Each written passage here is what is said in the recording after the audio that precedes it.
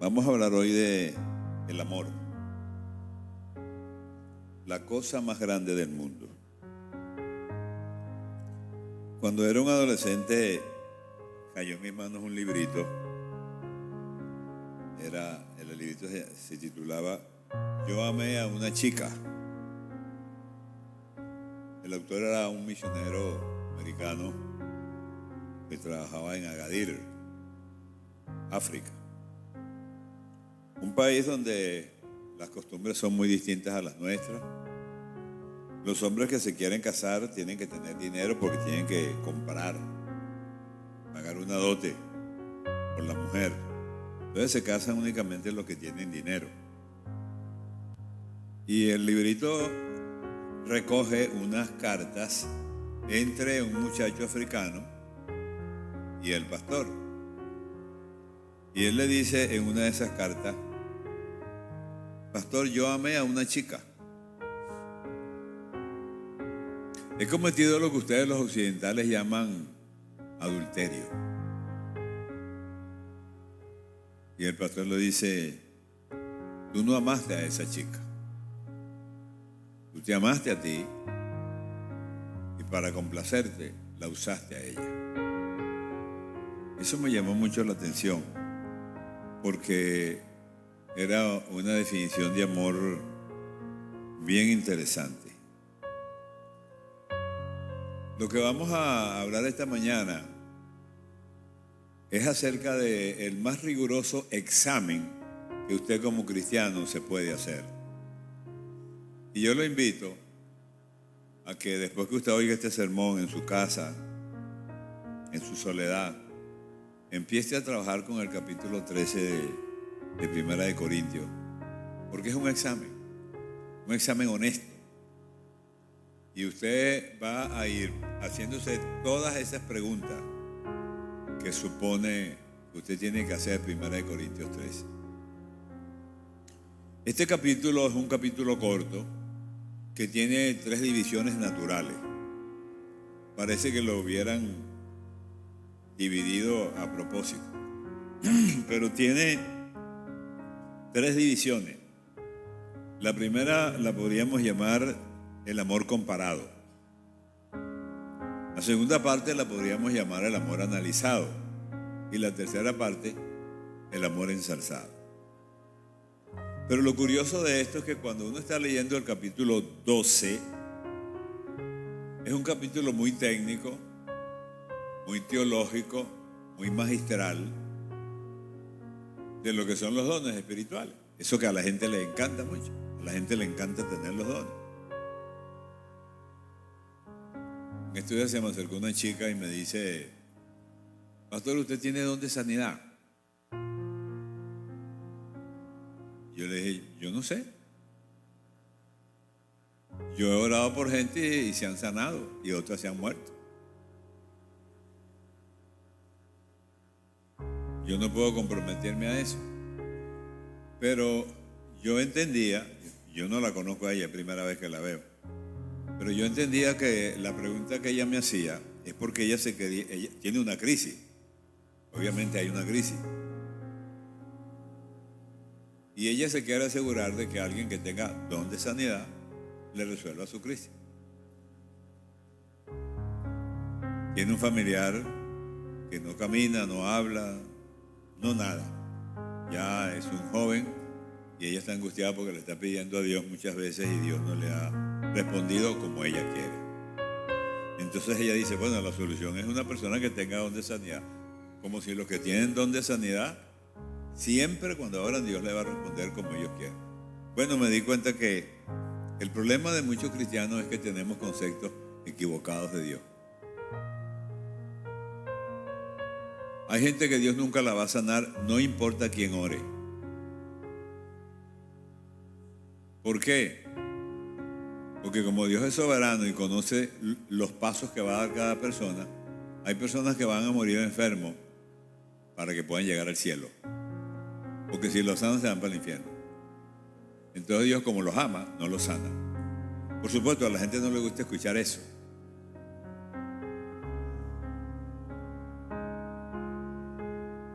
De manera que Eso que entendemos como amor hay que manejarlo con mucho cuidado. El apóstol usa el capítulo 12 para describirnos con mucho tecnicismo, con mucha teología, qué son los dones espirituales. Y la gente quiere tener el don de sanidad, el don de ciencia, el don de profecía, el don de discernimiento. Y uno termina el capítulo 12 y dice, wow, qué tremendo está esto, qué definiciones tan hermosas. Sin embargo, el apóstol termina el capítulo y me llama la atención eso. Y él dice, procuren los mejores dones. Final del capítulo 12. Y después aparece ahí unas palabritas que a uno lo desarman. Pero yo les muestro un camino más excelente. Wow. Y uno dice, más excelente que esto, más excelente que los dones, más excelente que el don de profecía, sí. Más excelente que el don de sanidad, sí. Más excelente que el don de ciencia, sí. Ay, ¿eso qué será? Y entonces comienza Pablo diciendo estas cosas. Y es impresionante, los primeros versículos del capítulo 13. Y escuchen, es lo que se llama el amor comparado. Si yo hablase lenguas humanas y angélicas y no tengo amor, ¿escuchó eso? Pablo está diciendo, yo puedo hablar lenguas humanas y hasta lenguas angelicales. Porque a la gente le impresiona mucho cuando ve a alguien hablando en lengua.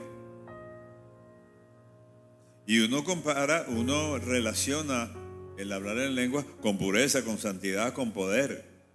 Y eso no es necesariamente cierto.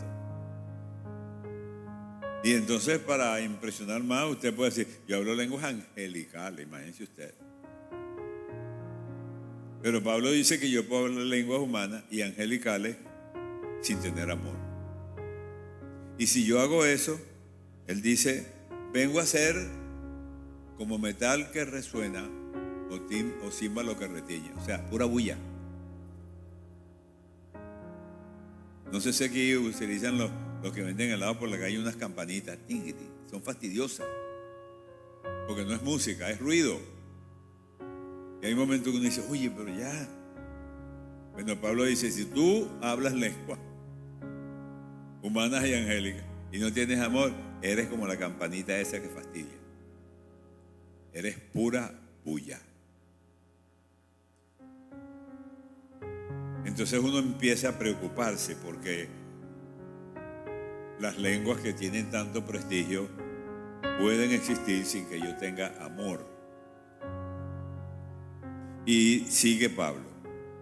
Si tuviese profecía, o sea, eso es palabra mayor, porque a los profetas todo el mundo los quiere, porque a los profetas todo el mundo los busca para que le den una palabra, como si los profetas han sido diseñados por Dios para estarle dando palabra a todo el que pasa. Y hay gente que tiene una angustia, una necesidad y se le pega a todos los profetas. Profeta, ¿tiene una palabra para mí? Conocí un profeta, un tremendo hombre de Dios, que siempre la gente se le acercaba. Profeta, ¿tiene una palabra para mí? Sí, ¿cómo no? Dígame, lea la Biblia.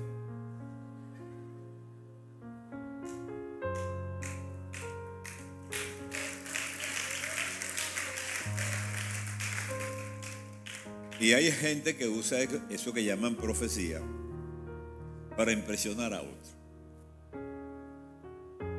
En una circunstancia ministerial que viví en una época, estábamos sentados un grupo de pastores y apareció un sujeto que me dice a mí delante de todos los pastores que estaban allí que tiene una palabra profética para mí. Tengo una palabra profética. Y ponen esa cara así de, tengo una palabra profética para ponen la cara. Como dice, yo vengo directamente de parte del cielo. Y los hombres que tienen una palabra profética no ponen cara de nada. Simplemente sueltan la palabra y ya. Y como yo sabía que él era un aguajero, que estaba tratando de impresionar a los demás, sacrificándome a mí, le dije, usted tiene palabra profética para mí. Usted no tiene palabra profética para mí ni para nadie, porque usted es lo que es un payaso, le dije. con la seguridad de que lo que estaba era haciendo bulla. Y me dijo, ¿me está diciendo payaso? Exactamente eso le estoy diciendo. Usted es un payaso. Eso fue muy distinto a la profecía que yo recibí una vez que estaba en México, que se bajó una mujercita así de unos 65 y se me paró delante de toda la gente y pa. Y lo que esa mujer me dijo, Dios mío, cuando esa mujer me dijo eso, llena del Espíritu Santo, sin conocerme, sin hablar mi idioma y sin yo hablar el idioma de ella, yo sabía que era una palabra de Dios. Porque así es Dios. Cuando Dios quiere traer un mensaje profético, Él lo trae como sea. Una vez estábamos en una convención y antes de que comenzara la reunión se metió un señor que no sabíamos quién era. Señor morenito, él y tal. Y bueno, por delicadeza no le quisimos decir que esa era una reunión de pastor. Lo dejamos allí y llegó el predicador, un gringo, con un don de profecía pero impresionante. Y cuando él empezó a ministrar, él dijo, tengo una palabra profética para cada uno de los pastores. Hagan una fila, por favor. Y el negrito pasó de primero. Cuando pasa primero, el profeta le dice, la maldición que ha tocado a los hombres de tu familia no te llegará a ti. Le dice eso el profeta. Es un americano que viene de otro país, no conoce a ese señor que ni siquiera nosotros lo conocíamos, ni siquiera sabíamos si era cristiano. Se coló allí y no le dijimos nada. Y cuando él oye esa palabra, empezó a brincar como un canguro y a reírse y a llorar. La maldición que ha tocado a los hombres de tu familia no te tocará a ti. Y cuando él se calma, le dijimos, ¿y qué fue lo que te pasó? Y él dice, en mi familia, desde que yo me conozco, mi abuelo, mi bisabuelo, todos los varones se mueren al cumplir los 40 años. Y él acababa de cumplir 40 y tenía 2 niños pequeños. Entonces andaba con la muerte aquí, angustiado. Y viene un gringo del otro lado del mundo y trae una palabra y le dice, eso no te va a tocar a ti. Eso es profecía. Y le quitó la angustia. Bueno, Pablo dice, si tú tienes profecía, a pesar de que tú tengas palabra profética y entiendes todos los misterios y toda la ciencia y toda la gente te pregunta, ¿qué quiere decir esto? ¿Y qué pasó con...? A pesar de que tú tengas todo eso y no tienes amor,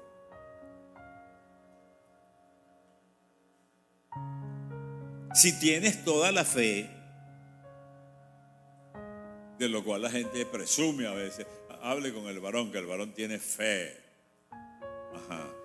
Si tienes toda la fe, de tal manera que puedes trasladar los montes y no tienes amor, nada soy. Tremendo.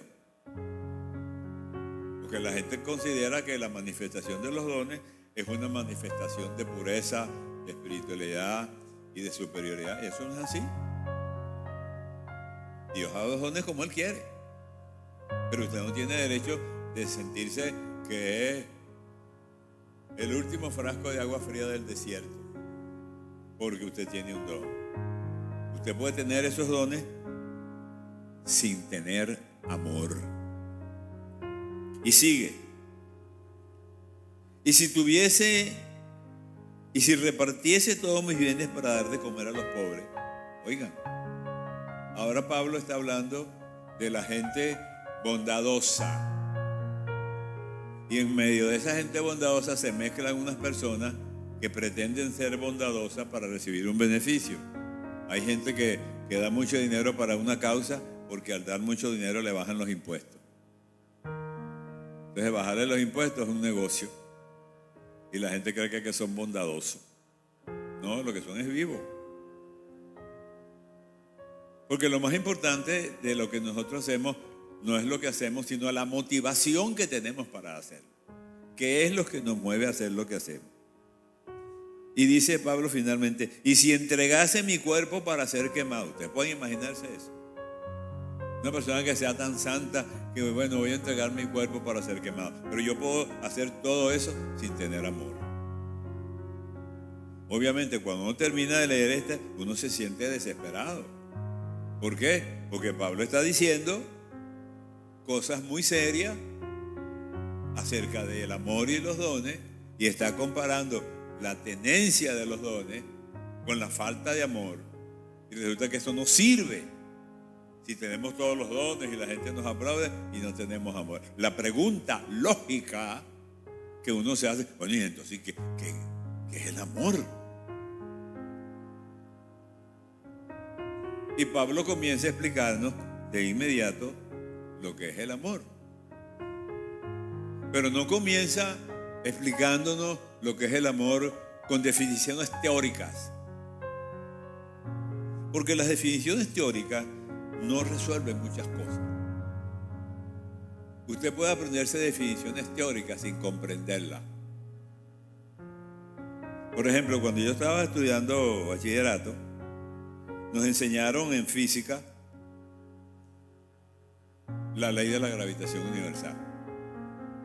Y nos decían, en el universo los seres se atraen en razón directa al volumen de su masa y en razón inversa al cuadrado de la distancia. ¿Lo entendió? Yo tampoco lo entendí. Pero así fue que nos lo enseñaron. Y cuando preguntaban, defina la ley de gravitación, uno ponía eso. Uno no lo entendía, pero sacaba 20. O sea, las definiciones no funcionan si uno no las comprende. Y muchas veces no las comprende porque son muy complejas. Y a veces ni siquiera es necesario comprenderlas, porque de todas maneras vamos a recibir el beneficio de la definición. La ley de la gravitación universal la inventó Dios millones de años antes de que el hombre viniera al mundo. Cuando el hombre la describió, la estudió y la definió. Pero una señora que es analfabeta no va a andar flotando porque no la comprende. Ah, no, es que los que no comprenden la ley de gravitación tienen que flotar. ¿No? Si no existiera la ley de la gravitación universal inventada por Dios, estaríamos chocando todos, porque la Tierra atrae hacia el centro de ella todo, y la Luna y el Sol. Y si no hubiera esa ley, habría un desequilibrio en la naturaleza, un caos. Ah, pero es que yo no entiendo la ley de la gravitación. Ah, entonces vas a flotar y vas a chocar. No, aunque uno no la entienda, uno se beneficia de ese milagro que Dios hizo. Les pongo la ley de la gravitación porque es una de las cosas más complejas. Uno puede repetir como un loro cosas que no entiende. Schumpeter, un economista, creo que era checo, sí, un economista checo, un hombre muy brillante, trataba de explicarle a una señora, una ama de casa, lo que es la inflación. Pero la inflación es un término económico, la economía es una ciencia muy compleja porque es una ciencia social, pero es una ciencia matemática también, y por eso que los economistas hablan así como metafísicamente. Es bien complejo.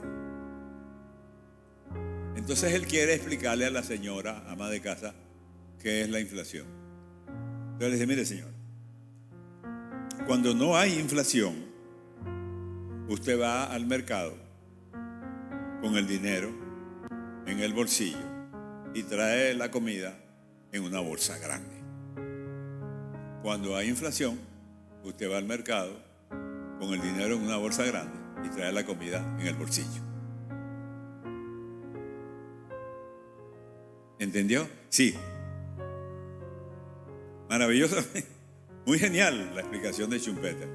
Pero eso no es una explicación técnica. Esa es una explicación, no es científica, porque si lo hace científicamente la señora queda que ni entiende. Por eso hay que tener cuidado con las definiciones.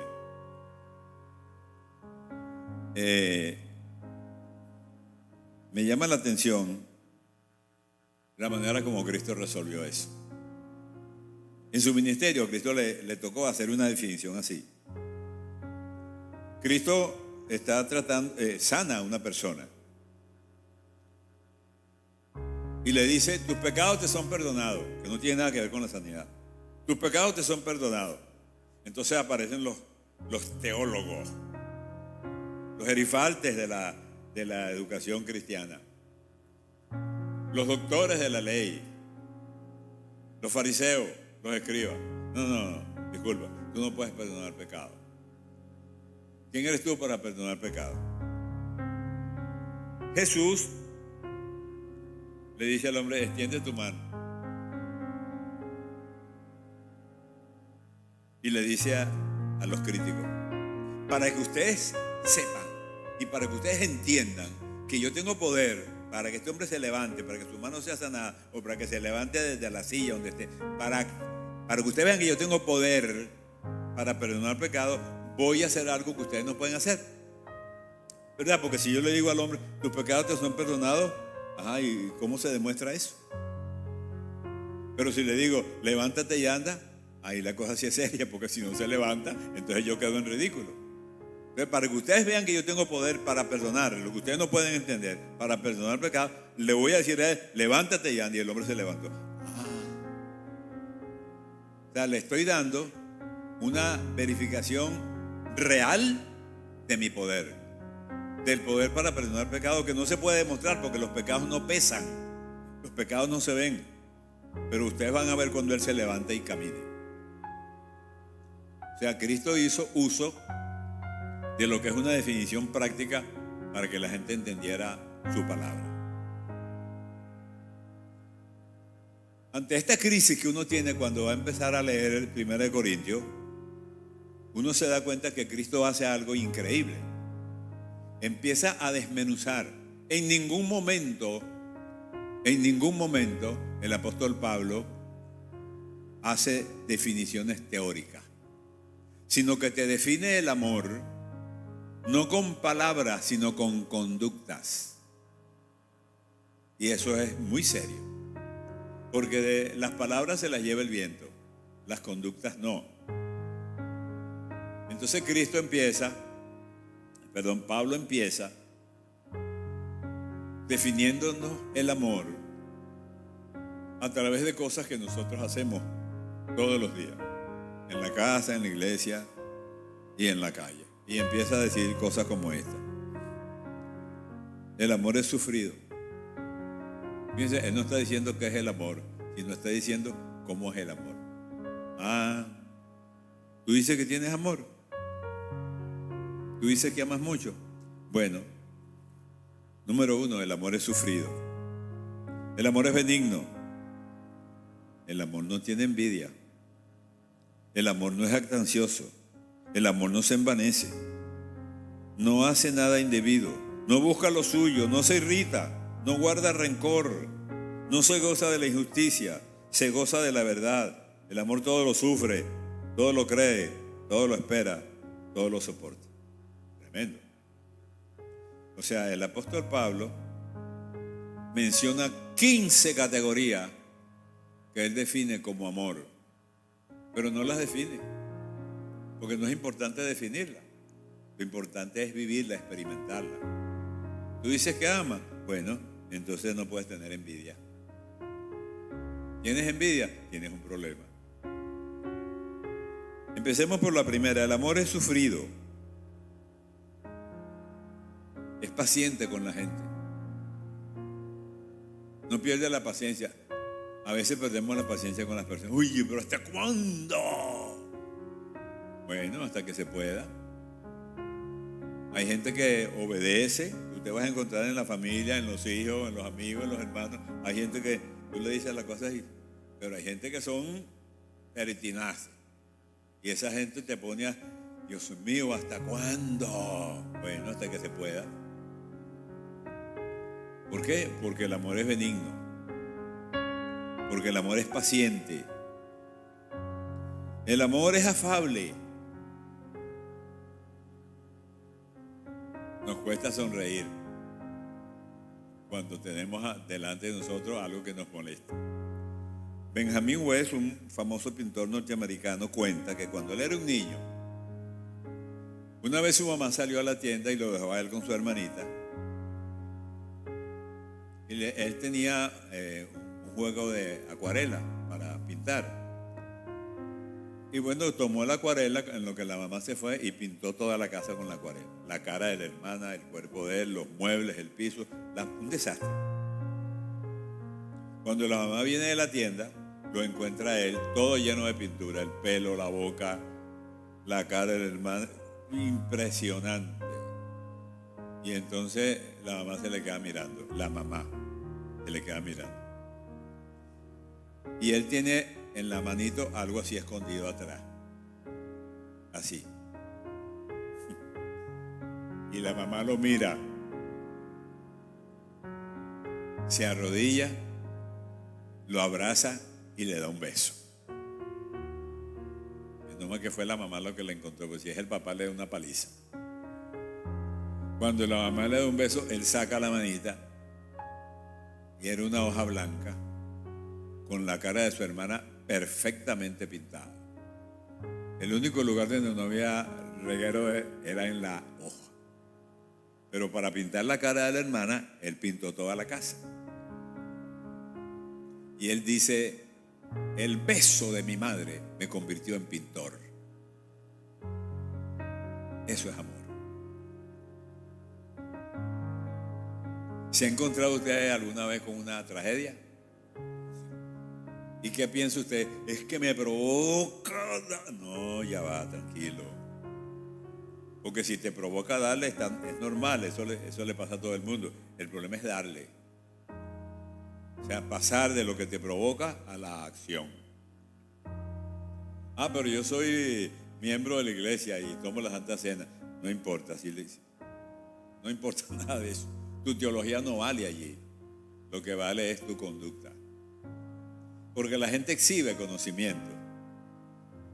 Cuando terminé mis estudios en el seminario, me dijo el rector, Néstor, queremos que enseñes en el seminario.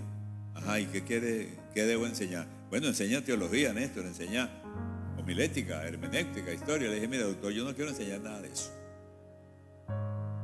Porque yo duré 5 años aquí y vi que los que enseñaban eso eran embusteros.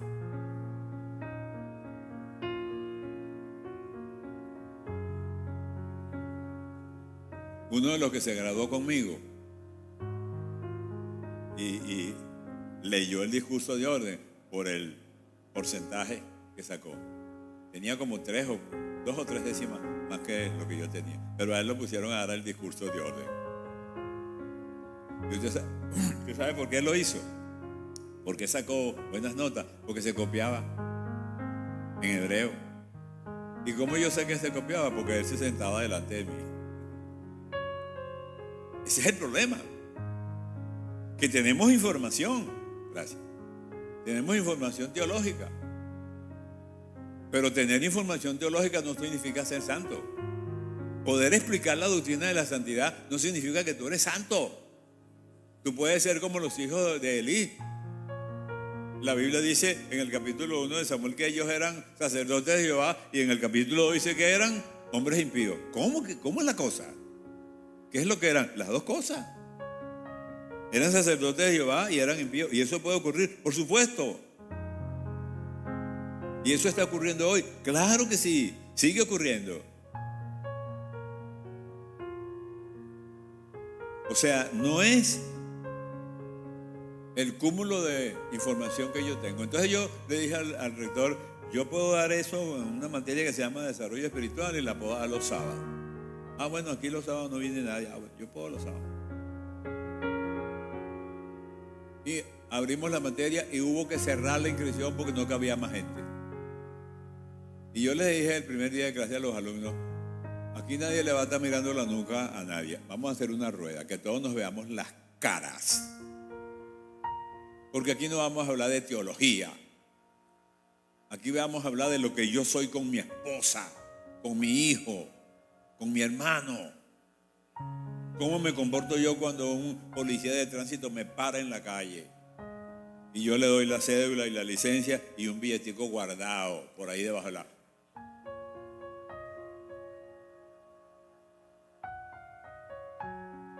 Aquel teólogo que se graduó conmigo y se copiaba en los exámenes, estaba en una conferencia que yo estaba dando. Yo no lo vi, que él estaba allí. De todas maneras, iba a decir lo mismo aunque lo hubiera visto. Y él me dice: Néstor, ¿qué te pasa a ti con los teólogos? ¿Tú le tienes una idea a los teólogos? No, yo no le tengo, a mí no me pasa nada con los teólogos. Lo que pasa es que no me gustan los teólogos que no oran. Porque hay un conocimiento que se almacena aquí. Pero Pablo te dice: ok, lo tienes almacenado ahí, pero ¿eres paciente? No, entonces hay que revisar. Tengo mucho conocimiento como el lado aquí, pero ¿eres afable con la gente? No, ¿Eres envidioso? Sí, ¿Y entonces para qué te sirve todo eso? ¿Cómo es posible que tú puedas aceptar que una comunidad universitaria, el rector, los profesores, el público, la prensa, te aplauda porque tienes una toga blanca? Y recibes la honra de una gente, aun cuando sabes que esa honra descansa en una mentira.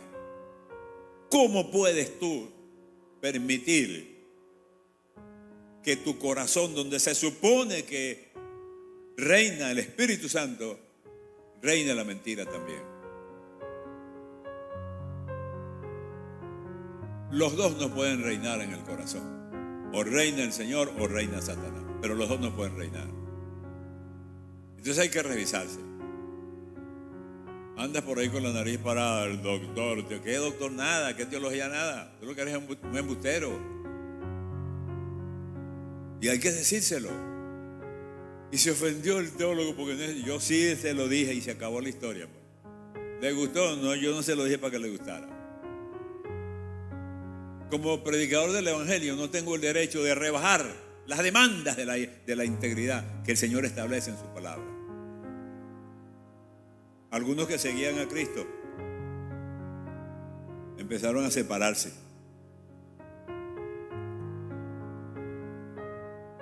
Cristo aprovechó el momento para decirle a los discípulos: ¿ustedes también se quieren ir? ¿Se quieren ir ustedes también? No hay problema, ahí está la puerta. O sea, Cristo no está interesado en una multitud que lo siga. No, el Evangelio es esto, hermano. El Evangelio es la verdad revelada. Ay, pero es que el infierno es una palabra muy fea. Bueno, más feo es el infierno. Más fea que la palabra. Porque más fea es la realidad del infierno que la palabra infierno. No, que no hables del infierno, porque esa es una palabra. Infierno es infierno.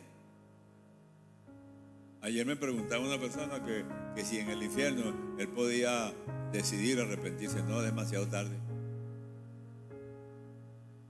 Otra persona me dijo ayer,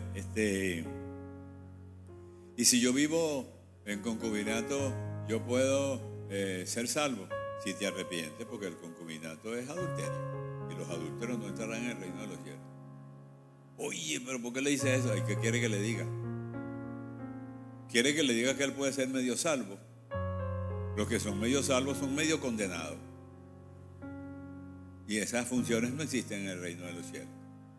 La gente quiere que uno le diga cosas agradables.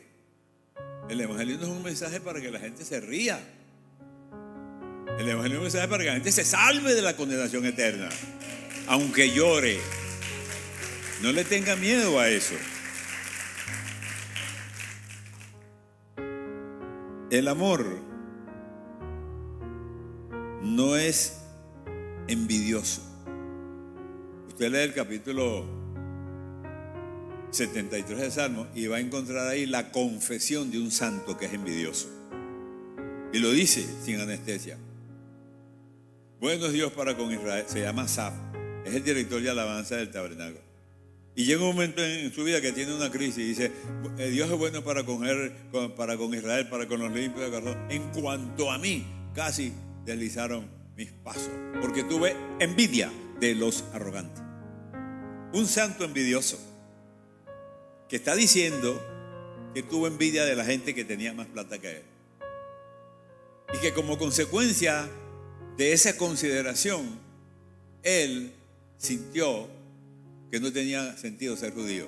Es como si un cristiano dijera, ¿para qué yo soy cristiano? ¿De qué me sirve ser cristiano si hay mundanos que viven mejor que yo? Y sigue, y en el versículo 17, él dice, hasta que entrando en el santuario de Dios comprendí el fin de ellos. ¿Sabes lo que está diciendo? Llegué a esta consideración de que casi me arrepiento de servirle a Dios porque estaba fuera del santuario. Porque el santuario no es la iglesia. El santuario no es cuando oras por los alimentos. El santuario es una vida de intimidad con Dios. El santuario es cuando tú vienes solo ante la presencia de Dios y no tienes problema con el lenguaje. Si tienes rabia, dile, tengo rabia, Señor. Si tienes angustia, dile al Señor que tienes angustia. Si no tienes ganas de orar, dile, Señor, estoy aquí pero yo no tengo ganas de orar. Eso no ofende a Dios. Eso lo que hace es que estás sacando de tu corazón lo que hay. Pero te estás acercando a Dios. Porque hay millones que sienten eso y no lo dicen.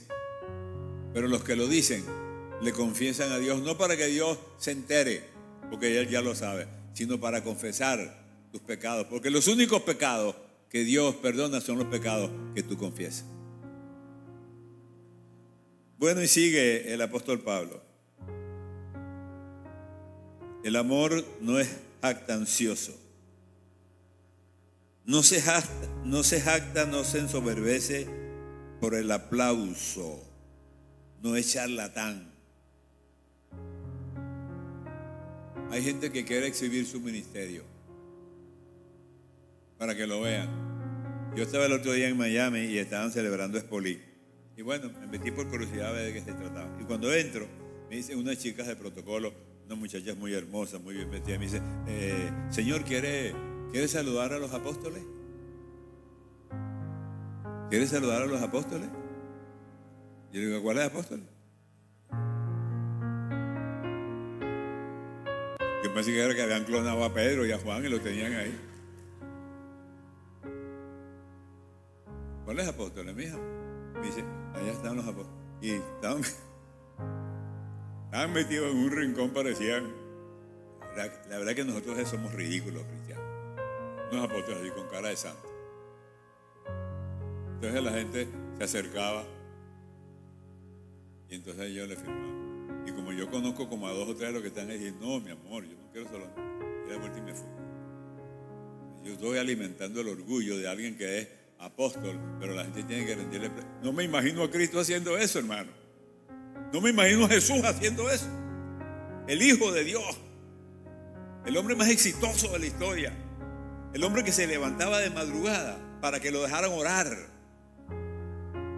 el hombre que después que hacía un milagro portentoso de la multiplicación de los panes y los peces, dice que se fue al monte a orar. No se tomó un selfie con los panes y con los peces. No llamó a CNN para que lo entrevistaran. Se fue al monte a orar.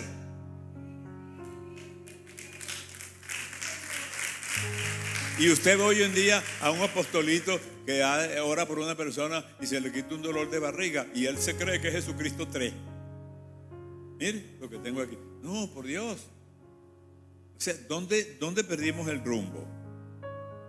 Guillermo Caray, el gran fundador de la obra misionera, cuando era muchacho, él era ayudante de zapatería. Con el paso del tiempo, va creciendo ministerialmente y el gobierno inglés lo nombra Lord, que es un privilegio, un Lord inglés. Y en una fiesta del palacio, aparece una persona en la fiesta que lo quiere ridiculizar. Voy a ridiculizar al gran Guillermo Caray. Y le dice delante de todos, señor Caray, tengo entendido que usted cuando era muchacho era zapatero. Y Guillermo le dice, no, querido amigo, no era zapatero, era remendón. Él pensaba que, Caray, no diga eso, no decir eso, no se te ocurre. No, si fui remendón, ¿y cuál es el problema? no se engrandece porque ha logrado un lugar señero en la sociedad. El Cristo poderoso, maravilloso, se para cuando una mujer está gritando. Se para cuando un ciego que desea ser sanado sabe que Cristo viene porque oyó la bulla y empieza a gritar y a gritar y a gritar. Y la gente lo manda, cállate hombre, pero qué fastidio con esto, pero cállenlo. Y Cristo se paró. Tráigamelo. ¿Qué es lo que tú quieres? Que sea sano. Listo. Ese es Cristo. Y entonces ahí en Miami hay algunos que hay que ir a tocarlo para que le firme a uno un libro, por amor de Dios. Qué sentido tan pobre a veces tenemos. El amor, dice Pablo, no hace nada indecoroso. ¿Se da cuenta? Ahí no hay definición. ¿Tú tienes amor? Ok. ¿Haces cosas indecorosas? En algunas circunstancias, Dios me ha revelado de diferentes formas el pecado de una persona.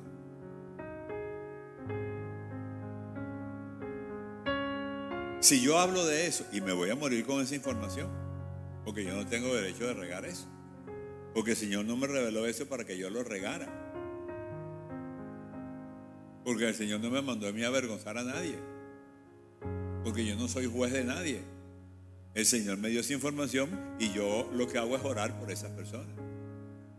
Y no voy a estar diciendo, mira que acuérdate que el Señor me reveló. No, yo oro por esa persona.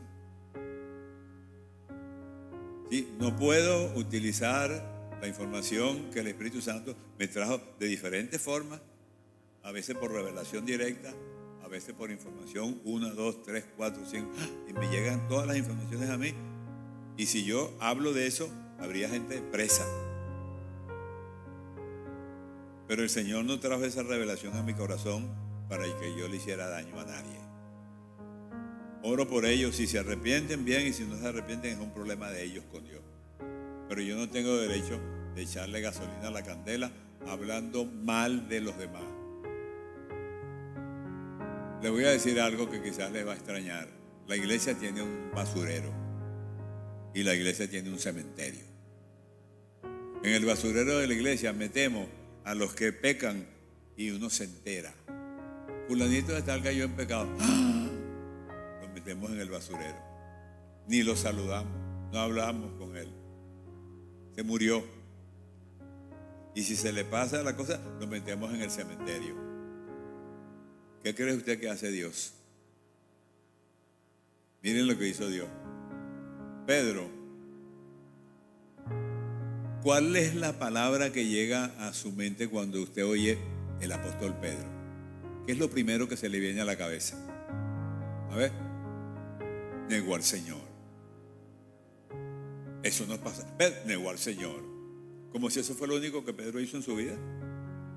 Claro que negó al Señor, eso no se puede negar. Pero ¿quién fue el líder de Pentecostés? Después que negó al Señor, se paró en Pentecostés. Y dice Lucas, y Pedro con los 11 alzó la voz. 3 cosas. Pedro, no Mateo, no Juan. Pedro con los 11 había un liderazgo. Alzó la voz, no tenía miedo. ¿Por qué no tenía miedo? No, porque fue lleno del poder del Espíritu Santo. Y allá junto a Cristo se acobardó porque era lógico, lo iban a matar. ¿Y saben por qué se acobardó? Porque estaba cerca de Cristo cuando todos los demás lo habían abandonado. Pero eso no lo decimos. Pedro negó al Señor porque fue el único que se quedó con el Señor hasta el final. Los demás todos se fueron porque sabían que los iban a matar.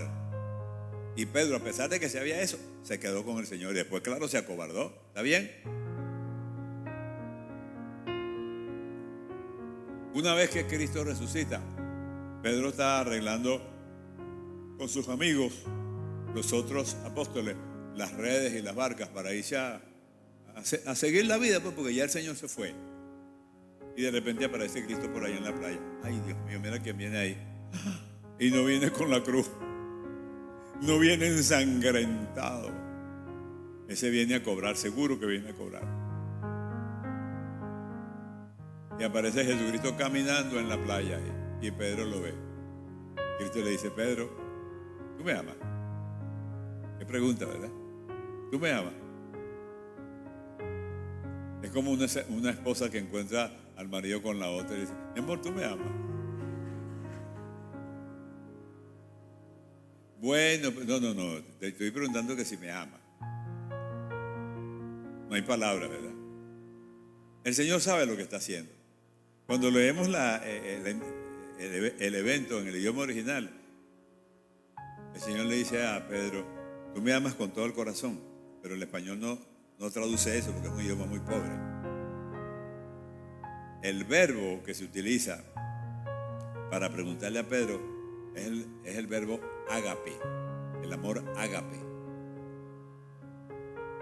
El hebreo es un idioma muy rico. Para matar hay 19 verbos en hebreo.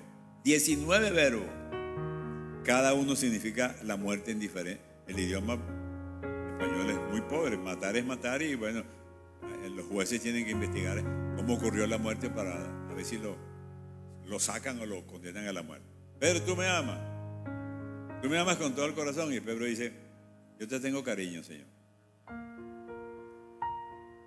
O sea, Pedro le dice: yo te fileo, yo te tengo cariño. Y el Señor dice: no, eso no. Pedro, ¿tú me amas? Y se lo pregunta a la segunda. Y Pedro dice: bueno, yo te tengo cariño. Y el Señor pregunta la tercera vez. O sea, yo me imagino que Pedro dice: bueno, ¿y qué le pasa al Señor? El Señor sabe, pero ¿cómo le voy a decir que lo amo si lo negué el otro día? Entonces, ¿tú me amas? Y Pedro se quiebra y dice: Señor, tú sabes todas las cosas. Tú sabes que te amo. O sea, tú sabes que te amo, pero bueno, ese día me equivoqué, Señor. Discúlpame, perdóname.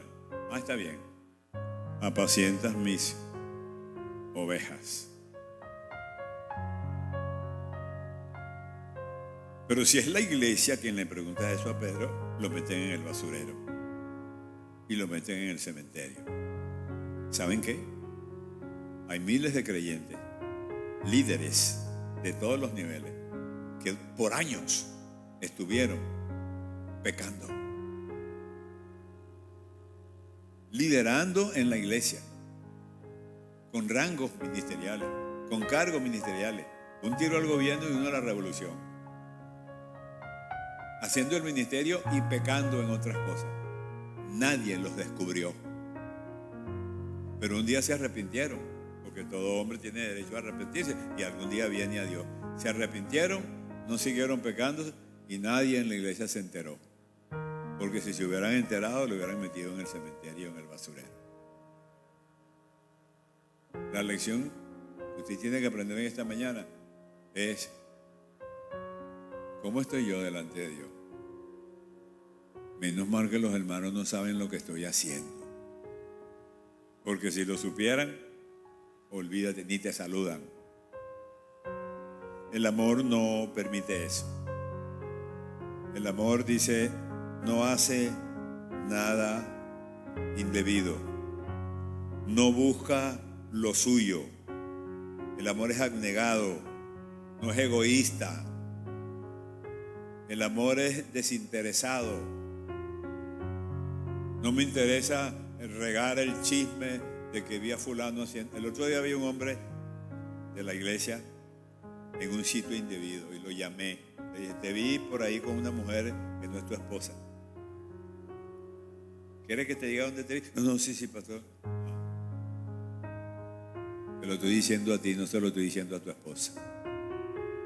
No quiero caerme en un escándalo, te lo estoy diciendo a ti, porque soy tu amigo y porque soy tu hermano. No sé si te gusta que te lo diga, pero no creo que pastor, mire, ponga en disciplina. No, a mí no me interesa la disciplina. A mí lo que me interesa es que tú entiendas que estás cometiendo un pecado. Estás engañando a tu esposa y eso es pecado, y lo estás haciendo porque abandonaste el altar. Y se puso a llorar. No me voy a sentir contento porque, mire, hermana, ¿sabes a quién vi por allá? A mi esposo, ese bandido, sin vergüenza. Lo que ando buscando es que esa persona se encuentre con Dios y resuelva su vida. El amor no se irrita, no es quisquilloso, no es buscapleito. El amor nunca guarda rencor. El amor no le dice a la gente, ya van 2, van 3. Ajá. ¿Y? Pedro le dijo al Señor, ¿cuántas veces perdonará a mi hermano? Hasta 7. Y él pensaba que el Señor lo iba a felicitar porque era muy consagrado. Sí, porque los judíos cuando perdonaban 7 veces era el colmo de la consagración. El Señor le dijo, no, 70 veces 7. Pedro. ¿Cómo? 490 veces. No, yo no estoy multiplicando, Pedro. Te estoy diciendo que no hay límite. No, pero es que ya estoy hasta aquí. Bueno, Dios también está hasta aquí de tus pecados y nunca ha dicho eso. ¿O es que tú crees que eres mejor que Dios? El amor no se goza de la injusticia. No busca censurar. No se goza del mal ajeno. Hay personas que cuando saben que alguien cometió un error y se lo llevó un carro por delante o le dio un cáncer, dicen, yo sabía que al juicio de Dios iba. Ahí te alegras por eso. Como si me alegro porque una persona pecadora le consiguieron un cáncer o lo pusieron preso. ¿Me voy a alegrar por la desgracia? No, al contrario, me tengo que acercar, me tengo que doler. Digo, si soy cristiano y si amo, el amor se goza de la verdad. Todo lo sufre. Si alguien está sufriendo, tienes que acercarte al dolor ajeno para que esa persona sienta que tiene a alguien más que sufre por su malestar. Aquí estoy contigo, cuéntame, ¿qué puedo hacer? ¿Cómo te puedo ayudar? ¿Cómo quieres que ore? ¿Qué es lo que necesita? No decir, bueno, allá él se la buscó porque él pecó. Ay, cuando tú pecas, todo lo cree. No es que es ingenuo, sino que no está siendo malicioso. No es que yo lo vi haciendo esto, a lo mejor eso significa, eso no es problema tuyo. Las cosas que tú ves no son necesariamente reales. El amor todo lo espera. Espera el triunfo, no el fracaso de la gente. Y finalmente el amor todo lo soporta. Fíjense que Pablo no ha definido el amor. Eso no es una definición del amor. Eso es una definición no de lo que yo creo que es, sino de lo que yo hago. Porque lo más importante en la vida cristiana no es lo que yo hago, sino lo que yo soy. ¿Qué es lo que hago? Bueno, yo estoy aquí predicando. Y cuando termine el culto, algunos de ustedes van a decir, ¿me gustó lo que predicó o no me gustó? Yo no me meto en eso, ese es el problema de cada quien. Pero, porque yo estoy predicando aquí y a ustedes les gustó mucho, no significa eso que yo soy santo. ¿Ustedes quieren saber si yo soy santo? Bueno, tienen que hablar con Rafaela. Por lo menos tienen que comenzar por ahí. Pero como tenemos 45 años de casados, ella tiene conocimiento de causa para saber si yo soy santo. Sí, él predica muy bonito, pero ay, hermanita, si usted supiera. Un muchachito de 14 años me dijo un día, hablando del papá, que era el pastor de la iglesia, mi papá sí tiene riñones, me dice. ¿Y tú por qué dices eso? Pregúntele a mi mamá. Entonces le preguntó a la mamá, mira, el hijo tuyo me dijo esto de tu esposa. Ay, pastor. Entonces me cuenta que el pastor, para ayudarse con el dinero, él es decorador y hace trabajo de decoración, pero le hace trabajo a la mitad de la gente y a la mitad de la gente le pide la plata y un desastre, le debe a todo el mundo. Está atrasado con todo el mundo, pero es el pastor. Ese es el problema. Tenemos un cargo, un rango, un conocimiento, pero la doctrina de la pureza y de la santidad no se manifiesta en nosotros. Yo soy pastor, Asamblea de Dios acaba de publicar en una revista nacional, Asamblea de Dios de los Estados Unidos, un concilio muy grande. Aparecen las caras allí, las fotos de los dirigentes nacionales de Asamblea de Dios. Me extrañó eso porque los concilios son muy delicados para hacer esas cosas. Y dicen, necesitamos ayuda por el problema de la pornografía de nuestros pastores. ¿Qué está pasando? Bueno, que hay un problema de pornografía en los pastores y es tan grande el problema que este concilio sale a buscar ayuda y a pedir oraciones. Ahora, esos que ven pornografía oran por los enfermos y dirigen la Santa Cena y reprenden a los demonios.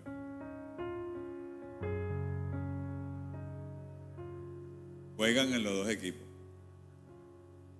Eso en el reino de Dios no funciona. Ahora Pablo habla del amor ensalzado. Fíjense, él dice, el amor nunca deja de ser, pero las profecías se acabarán, por eso que las compara. Las lenguas cesarán, la ciencia se acabará. Ahora Pablo está hablando del futuro, o sea, lo que te está preguntando, ¿para qué sirven las lenguas en el reino de los cielos? Para nada. ¿Para qué sirve la profecía en el cielo? ¿Qué va a profetizar usted en el cielo? Si en el cielo no hay necesidad de profetizar nada. Estamos hablando de categorías que funcionan aquí en la tierra, porque en parte conocemos y en parte profetizamos. Pero cuando venga lo perfecto, entonces lo que es en parte se acabará. Pablo está diciendo, estamos en la tierra viviendo un tiempo para llegar al cielo. Pero para llegar al cielo y disfrutar de la vida eterna, hay que pasar el examen aquí en la tierra.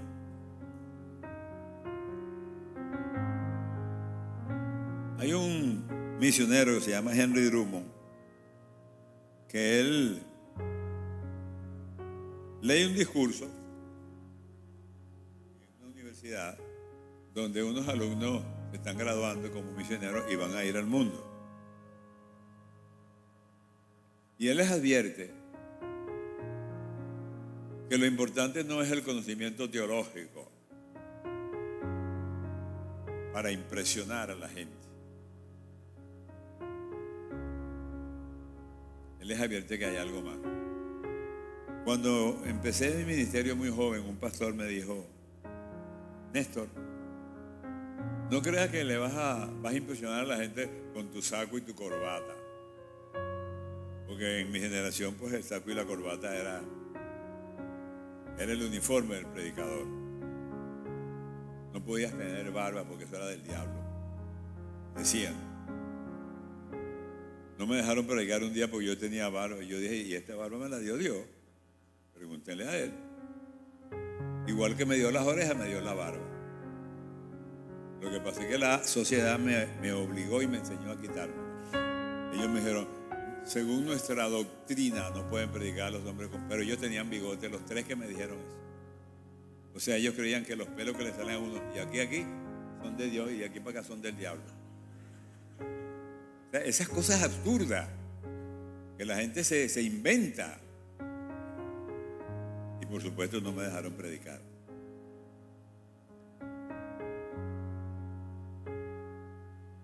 Henry Drummond le dijo a esos jóvenes, ustedes van a ir al mundo, se van a encontrar con personas. Y ese pastor me dijo, no vas a impresionar a la gente con tu saco y tu camisa blanca y tu corbata. Me dijo, métete en el corazón de la gente. Yo tenía como 16 años. Yo no entendía exactamente qué era eso de meterse en el corazón de la gente. Pero verdad que a la gente no le importa, sino cuando ven en ti, no el erudito que resuelve problemas, sino el hombre de Dios. El Jesús que se encuentra con la mujer hemorroísa, angustiada, enferma, ha gastado todo. No se le puede acercar a los hombres porque es inmunda de acuerdo a la ley. Y ella dice, sí lo toco. Oh, sí lo toco. Una fe se le metió en el corazón y Cristo sabía eso. Y ella llega y lo toca. Y la Biblia dice que cuando ella tocó a Jesús, el flujo de su sangre se secó. Y Cristo dice, alguien me ha tocado. Están en la multitud. Y Pedro dice, Señor, pero mire, No nos caemos porque no nos podemos caer, pues. Hay tanta gente aquí que uno, aunque lo empuje, no se cae. Así era la situación. Y que yo dice, yo no estoy hablando de eso. Virtud salió de mí. Eso es otra cosa. Ese era Cristo, ¿se da cuenta? El más importante. Y una mujer ahí. La mujer sirofenicia con una hija endemoniada, pegando gritos, Señor. Y Cristo no le hace caso. No porque es mala gente, sino porque está dejando un testimonio para la historia. Y los discípulos, Señor, ya, dile que se vaya porque estaban pegando gritos. Y la mujer dice, Señor, mi hija. Y el Señor le dice, bueno, no le puedo dar el pan de los hijos para dársela a los perrillos. Señor, pero los perrillos comen de la... Ay, Dios mío, por Dios. Sí, mujer, grande es tu fe. ¿Se dan cuenta? Estamos comparando, ¿verdad?, las reacciones nuestras con las de Jesús. Jesús no hace...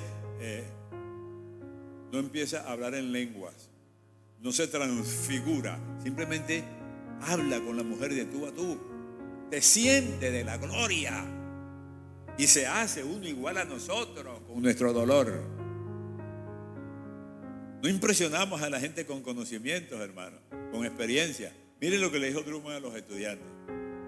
Van a salir al ministerio a diferentes lugares y les dice, ante el Hijo del Hombre es ante quien las naciones del mundo tendrán que comparecer. Todos nosotros vamos a comparecer un día ante la presencia de Dios. En presencia de la humanidad seremos acusados.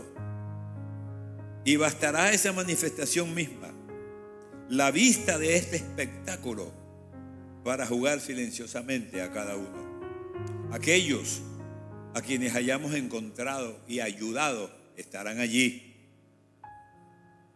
Allí se encontrará la muchedumbre de aquellos que hayamos tratado sin piedad, con negligencia y con menosprecio. La señora que limpia.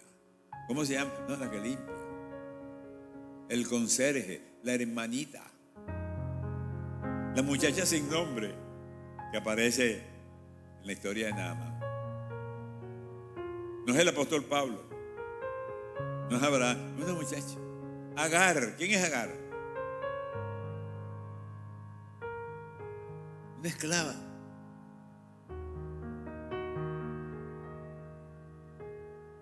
Y el Señor la mete en el altar de los héroes de la fe. No hablamos de Agar porque no es importante, pero Dios la mete en el altar de los héroes de la fe en el libro de Hebreos. Allí estarán aquellos que hayamos tratado sin piedad, con negligencia, con menosprecio. No habrá necesidad de otros testigos. No se lanzará otra acusación que la falta de amor. Y allá aparecerán los que no van a encontrar sus nombres en el libro de la vida y le van a reclamar al Señor. Señor, lo dijo Cristo, hermano. Señor, ¿qué pasó? Yo era profeta. Yo profetizaba. Yo oraba por los enfermos y se sanaban. Señor, yo hacía milagros. O sea, es un ejemplo de la gente que públicamente demuestra que tiene una unción de Dios. Y el Señor le va a decir, sí, yo sé. Si se te había olvidado, estás hablando con Dios. Yo sé todo lo que tú hiciste, pero no estás en la lista. El siguiente. Tremendo. Y van a entrar unos que le van a decir, Señor, pero cuando te vimos enfermo y te asistimos, cuando te vimos desnudo y te pusimos ropa, ¿por cuánto lo hiciste a uno de estos pequeñitos?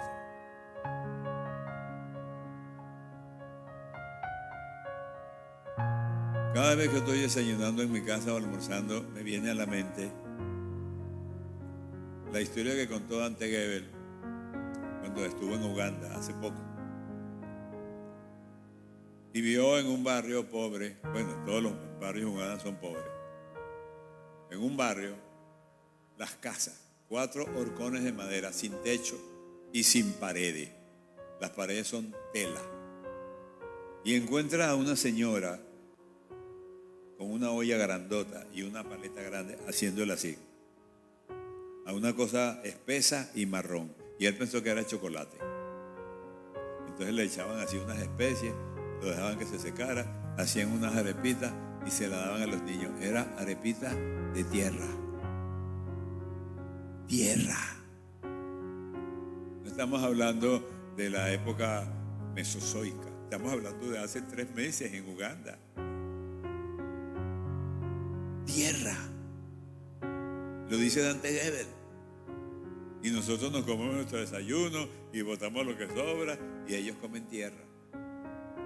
Tremendo.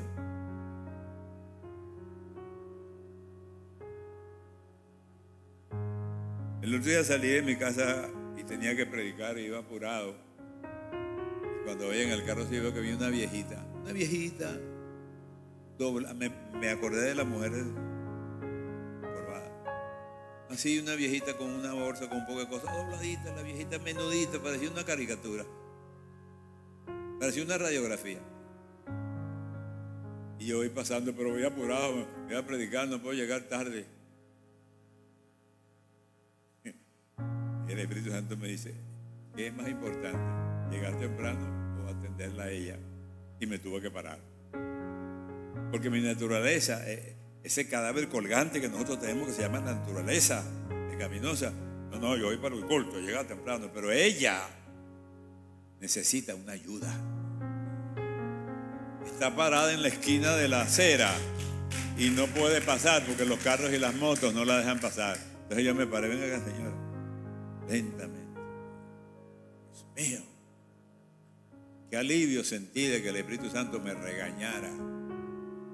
Tú quieres llegar temprano para que digan que eres puntual, pero a mí no me interesa eso. Lo que me interesa es que ella te necesita en este momento. Ella es tu prójimo. Y el tiempo que vas a dedicar a ella, yo te lo anoto en el reino de los cielos. Tremendo. Lecciones. A veces vengo con el carro y hay gente que te pide cosas y tú. Y entonces me paro y bajo la ventana y le doy una moneda. Porque esa persona con esa moneda va a comer. El otro día en la iglesia hicieron una comelona y tal, y me dan un almuerzo de lo que le dan a todo el mundo ahí. Y entonces, pastor, llévese ese almuerzo. Y yo me llevo mi almuerzo, pero yo tengo comida en mi casa, hermano. Y traigo el plato así, el vaso de jugo así, y le digo, Señor, ponme a alguien para darle esta comida, porque yo no la necesito. Y empiezo a caminar. Y llego a un puente elevado. Y veo a un hombre acostado en lo que alguna vez fue un colchón, sucio, hediondo, zarrapastroso. ¿Qué hay en esa vida? Drogas, no sé, pero es mi prójimo. Y le digo, ¿quieres una comida? Cuando le di una comida, ¿dónde? Y usted sabe cuando le da, usted ha visto cuando uno le ha comido un perro que tiene días de comer, así se la comió él. Un ser humano. No estoy hablando de África, estoy hablando de Caracas. He visto vecinos míos, después de estar 7 años fuera, buscar comida de la basura. Mis vecinos en el edificio, buscar comida de la basura. Y nosotros tenemos mucha comida. Por eso le decía a Drummond, no os engañáis. Las palabras que cada uno de nosotros tendrá un día que oír no hablarán de teología, sino de vida. No hablarán de iglesias ni de santos. No hablarán de organizaciones ni de concilio. Hablarán de hambrientos, de los pobres. No va a examinar el Señor tu teología en el cielo para dejarte entrar, ni credos ni doctrinas, sino de amparo y de abrigo, no de Biblias y de libros de devoción, sino de vasos de agua fría dados en el nombre de Jesús. La invitación a amar, hermanos queridos, la tenemos todos los días a nuestro alrededor. La gente que nos hizo daño, la gente que se burló de nosotros, la gente que nos ofendió. Formaba parte de la junta de condominio de mi edificio y una vez una señora de la junta me dijo una cantidad de disparates que eran mentiras y lo hizo públicamente. Y yo me molesté mucho porque no soy santo, no soy un ángel. Y le armé otro escándalo a la señora. Pero yo soy cristiano y el Espíritu Santo me reprendía. Y yo tenía que pedirle perdón. Ella fue la que me ofendió. Pero la Biblia dice, si traes tu ofrenda al altar y allí te acuerdas de que tu hermano tiene algo contra ti, deja. Y la palabra está en imperativo. Deja allí tu ofrenda. O sea, haz un paréntesis en la religión y resuelve la relación. Porque lo más importante no es lo cultico, lo que la gente controla. Lo más importante es lo que hay en el corazón. Deja ahí tu ofrenda y reconcíliate con tu prójimo. Y entonces yo le dije, ay Señor, pero es que me cuesta. Bueno, Señor, ponme en el ascensor, que yo le voy a pedir perdón. Y el Señor me la puso en el ascensor varias veces y no le pedí perdón. Ella miraba para el techo y yo miraba para el piso. Incómodo, ¿verdad? Y entonces me daba vergüenza con el Señor. Y dije, Señor, pónmela en la puerta. Me la ponía en la puerta y tampoco le pedía perdón. Entonces yo le dije, Señor, perdóname. Dice, yo voy a pedirle perdón. Vuélvemela a poner en la puerta. Y un día vengo a gerente y está la señora en la puerta. Ay, Dios mío. Ahí está la señora. Entonces respiré profundo y le pedí. Y me la acerco. Le digo, hola. Hola. Y ella me dijo, ¿qué? Casi me mordió. No, que vine a pedirte perdón. Y me miró así. Y la cara era un poema. Una sonrisa. Ay, pero ¿por qué? Si tú eres un tipo chévere. Pero hace unos segundos me quería morder. Pero cuando le dije que le iba a pedir perdón, fíjense el gesto. Ella cambió. Porque el que tiene la responsabilidad de humillarse soy yo. Ella fue la que me ofendió. Pero yo no puedo esperar que ella se humille porque ella no conoce al Señor. El que tiene que humillarse, el que tiene que amar para que el Espíritu Santo lleve esa al corazón de un pecador, es el creyente. Eso cuesta, claro que cuesta. Bueno, voy a terminar leyéndoles un poema de Juan de Jesús Cornelio, un pastor episcopal cubano. El poema se llama Enseñar y tiene que ver con el amor, pero con el amor de cada día. Si es cierto que me amas, no pongas en mis manos el pez que otros pescaron a fuerza de bogar. No quiero ser tu esclavo, quisiera ser tu hermano. Levántate y camina, enséñame a pescar. Si es cierto que me amas, no cubras mis harapos con telas que otras manos tejieron. Es mejor que sientas el orgullo de ver sobre mis hombros el paño que mis dedos hicieron con amor. Si es cierto que me amas, el pan que otros ganaron no pongas en mi mesa gratuito, por favor. Invítame a los campos, entrégame un arado, que el pan es más sabroso mezclado con sudor. Si es cierto que me amas, no trate de narrarme la historia de otros hombres que están sobre el papel. Despiértame a la vida. Tú puedes levantarme. Invítame a la escuela. Enséñame a leer. Si es cierto que me amas y sientes en el alma la paz y la esperanza que ha puesto en mí tu Dios, ayúdame a ser bueno. Yo anhelo tener calma. Enséñame la senda del bien y del amor. Si es cierto que me amas, estréchame la mano. Enfréntame a la vida. Anímame a luchar. Ayúdame a ser libre. Yo quiero ser tu hermano. Que amar no es sentir lástima. Amar es enseñar. Póngase de pie, por favor.